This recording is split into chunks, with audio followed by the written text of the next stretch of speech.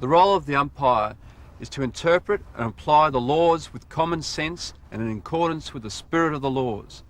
It's important then that the umpire conducts himself so as to earn the respect of the players and maintain control. At all times, the umpire's actions must be positive and appropriate to the circumstances. He should be composed under pressure and assertive, demonstrating in a firm, appropriate manner that he is in control. He should demonstrate self-confidence by blowing the whistle decisively on every occasion. Communication, both verbal and visual, is an important part of control. Verbal communication is generally most effective and should be used whenever practicable. Visual communication is by way of a signal whenever a rule is infringed. Indications for free kicks and play-on must be given quickly and positively, without exaggerated movements, on the move when appropriate. The nature of Australian football will lead to scrimmages from time to time, a scrimmage being a group of players struggling for possession of the ball. In a scrimmage, so long as the ball is loose or moving, players should be given a chance to clear it. However, as soon as the ball becomes trapped, the umpire should blow the whistle and move in quickly for a ball up. The umpire should be alert for incidents occurring away from play. Keep an eye on the following situations: after disposal, after a scrimmage that results in a free kick or field bounce, after the ball crosses the boundary line, and after a score. The umpire must also be alert for incidents which occur before or at each centre bounce. The umpire should be able to recognise a potentially volatile situation and take appropriate action to keep the match going if play is in progress, or to start it as quickly as possible if not in progress. As the umpire's first priority is to umpire the match, he would stop play and speak to or report the offender only if by doing so would not disadvantage the team offended against. If it were to cause disadvantage, the umpire should make a mental note and take appropriate action at the next opportunity, which may be after a goal or at the end of a quarter. All reportable offences committed by players or officials and observed by an umpire must be reported. Particular attention must be paid where players are deliberately struck, subjected to unduly rough play, or charged when they have just disposed of the ball, have just taken a mark, have just been awarded a free kick, or are further than 5 metres from the ball.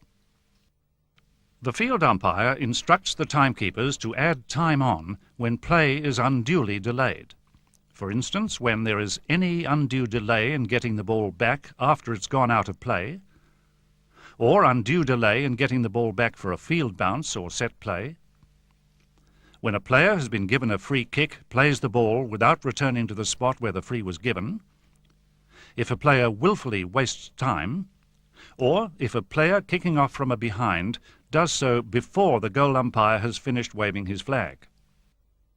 Other circumstances where time on is indicated include if a player on the defending team from a free kick or mark kicks from behind the goal or behind lines and the ball hits a post, in which case the umpire will give the player another kick to bring the ball back into play, or where a stretcher is required to carry an injured player from the ground, when a player has to leave the ground because of the blood rule, and when the out-of-bounds signal has not been seen by the field umpire and the ball is taken back to the spot where it crossed the boundary. The umpire's indication of time on must be clear and obvious to the timekeepers.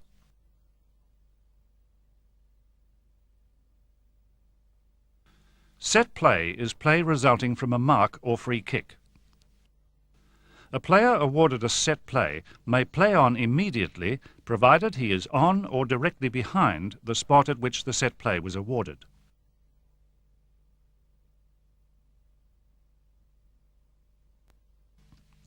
He may not kick or play the ball from a position to the side of the spot, or to the side of a line directly behind the spot, without first having gone back to or behind the spot. If he attempts to play other than over his mark, the umpire calls play on. This play on call must be made quickly, so the umpire must watch closely the player with the ball and the player on the mark.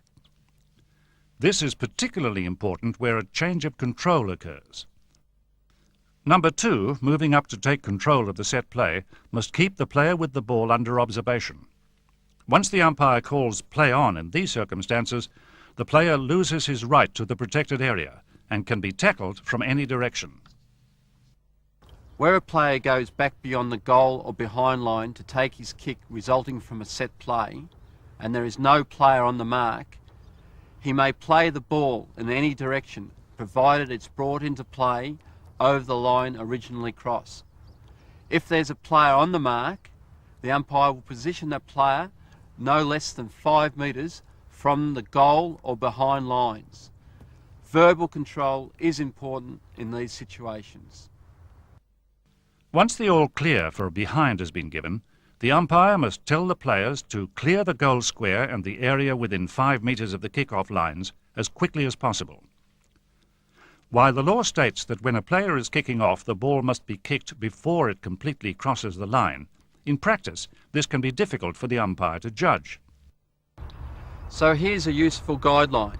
Provided the back or non-kicking foot is completely inside the lines, then the law is deemed to have been complied with.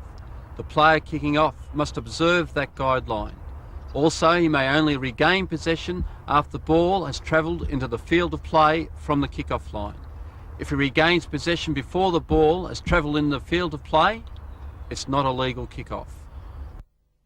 A player kicking off must do so within a reasonable time. If he doesn't, the umpire must advise the player that if he doesn't bring the ball into play immediately, he will have failed to make a legal kick-off, in which case the umpire will bounce the ball on the kick-off line. Now, it's no use giving a warning if the player doesn't see you, so move towards him in a definite way and use the whistle to attract his attention before giving your verbal warning.